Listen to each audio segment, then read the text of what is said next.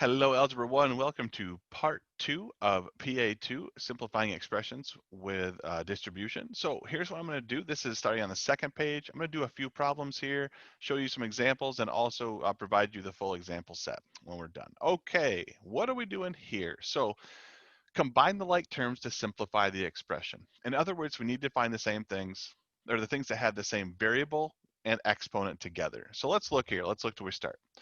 This has x squared and this has x squared. We can combine these two things. Let's combine negative 3x squared and 5x squared. So I've got negative 3 of something and 5 of another. I have 2 x squareds left. Okay, let's see, what else do we got? I'm going to look for my x's next, just the things with just plain x's, because we've got the squared. So that would be a positive 3x and a negative x, or negative 1x. I've got positive 3, negative 1. That simplifies to plus 2x. Now, what do I have left? It's looking a lot like I've just got some numbers left, right? Things without variables. Positive 11, a negative 9, and a positive 1. So I would take 11 minus 9 is 2, plus 1 would be 3. That's how we simplify expressions, right? It's got to have like terms, and like terms can't just mean they have the same variable. They have to have the same variable and the same exponent if you want to combine them. What does that mean for us? Okay, well, let's take a look here. I like this statement here. What we just did above, you can't combine unlike terms. When you're adding and subtracting, you can't combine unlike terms. But if you multiply, you can do some operations with those like terms. Let's see what that looks like. This box method has, it's a little bit different on the top. So this one does the two boxes on the top. So this would be like 2x here and x plus 2 here. Same thing, just a little rotated, right? So if I multiply these things, 2x times x is 2x squared, and 2x times 2 is 4x. They have the same variable, but not the same exponent, so you can't combine these things. You end up with 2x squared plus 4x. This example is a little bit different. This one's got 2 terms in the first parentheses and 2 in the second, so it doesn't really matter which one you do, but if we're going to stay consistent with what we did there, we can call this x plus 2 and x and a positive 5. I'll just write the 2 and the 5 here. Now we need to take a look, right? We need to multiply everything, right? If I look at this box would be x times x and x squared. This box is 2 times x, which is 2x. This box is 5 times x, which is 5x. And this box is 2 times 5, which is 10.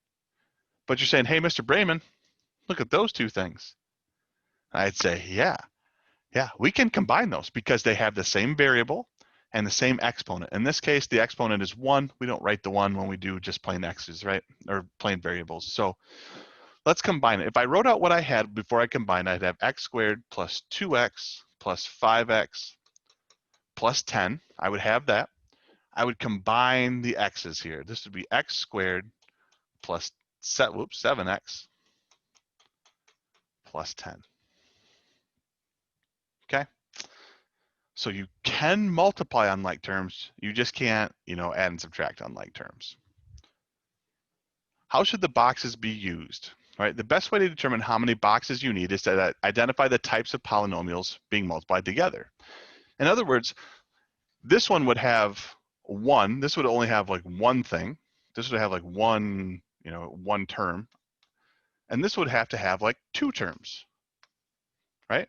So this would be like a 1 by 1 times 2 things, not the numbers 1 times 2. We just saw what this one was. We'd have 2 things on top and 2 things on the side. An example of that would be like, x plus 2 times x minus 3. This would be like 1 times 3 things, right? I have 1 here and 3 here. An example of that would be, 3 times x squared minus x plus 2. 1 thing times 3 things. 1 term times 3 terms. If we're using the math stuff, let's go ahead and use math language, right? This one we'd have 2 on top and 3 on the side.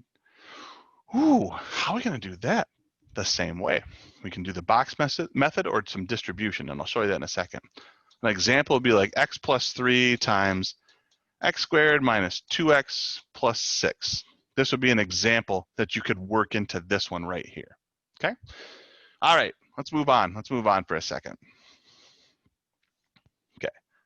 Use the distribution method to multiply the polynomials. I am going to show you the way that I like to do things. When it comes to this, 2x times x plus 2, this is your standard distribution. You do the 2x times the x plus 2x times 2. You distribute the 2x to this x and the 2x to that 2. This gives you 2x squared plus 4x. You cannot combine those things because they have the same variable but different exponents. Okay? How about this one? Now we know how we would do this in the box method, right? We would take that box, we'd have 2 by 2. This would be a 2 by 2 box. Right? We could do that. We could absolutely do that. Or we could think about it like this. I'm going to break it up a little bit. I'm going to say this is x times x plus 5 plus 2 times x plus 5. So in other words, I distributed the x to everything over here and the 2 to everything over there separately, right? Let's see what we get here, because now this is just your straight up distribution problem, right? X times x is x squared plus x times 5 is 5x. I'm not writing out the whole steps. I'm just saying them now, okay? Plus 2 times x is 2x, plus 2 times 5 is 10. Now we can combine these things, right? We've got x squared plus 7x plus 10. And that's the same problem we did on the front page, right? Or the previous page. We got the same answer. That's the distribution method. So I'm trying to show you how the box and distribution method work together. All right. Your job is to do some of these, actually to do all of these. I am going to do one example in here, not this page, I'm going to do the next one. So I don't want to say tougher, it just looks more involved. It looks like it should be harder, but it's the same process repeated, okay? So go ahead, do all of these using both the box and distribution method. I will make sure that my notes have this all complete too, okay? So you can check your answers. Let's see, box and distribution. So this is the one. And yeah, then you got any method, right? This is what I want to talk about here. I'm going to focus on number 13.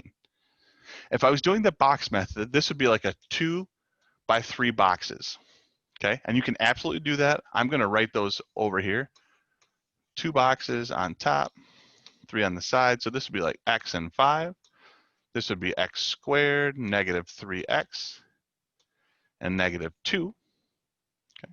And it would look like x cubed. This would be 5x squared.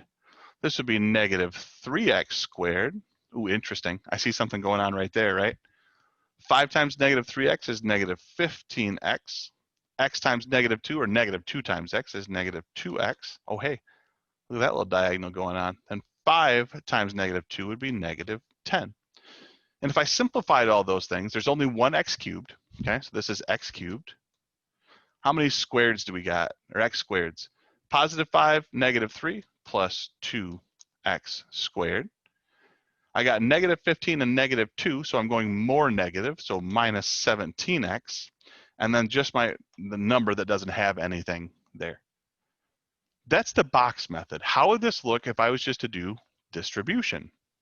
I'm going to do it the same way I just did a second ago. Take this x, multiply it by everything over here. Take this 5, multiply it by everything over here. How does that look? X times x squared minus 3x minus 2. And then I'm going to show you a little trick that I do. It's kind of like a modified box. Put that second one underneath. 5 times x squared minus 3x minus 2. What's this going to give us? Well, x times x squared is x cubed. X times negative 3x is negative 3x squared. X times negative 2 minus 2x. That's interesting. X cubed, negative 3x squared, negative 2x. It's like we've seen these before. The next one, 5 times x squared, would be 5x squared. 5 times negative 3x minus 15x. And 5 times negative 2 is negative 10. And you'll notice when we simplify, we'll get the same thing. We'll get x cubed. That's the only cube term I've got. Right. We've got negative 3 and positive 5 in x squared, so plus 2x squared. Okay, so far so good. Minus 17x minus 10. Okay, that's showing you how to do both the distribution method and the box method. Okay, so had this been like x minus 5, I would have put a negative 5 in front of that. Since it wasn't, I didn't. What you're going to have to do though, you got one that's going to look like that. So here's the deal. I'm going to make sure that the guided notes are all put up on Google Classroom for you. Go ahead, take a look, do your thing, and check your answers. If you have any questions, make sure that you ask them. If it's not in the live session, if you can't make it, that's okay. Let me know, sign up for a Sign Up Genius, for a face-to-face time or a Zoom time. Hope you guys have a great day. Take care.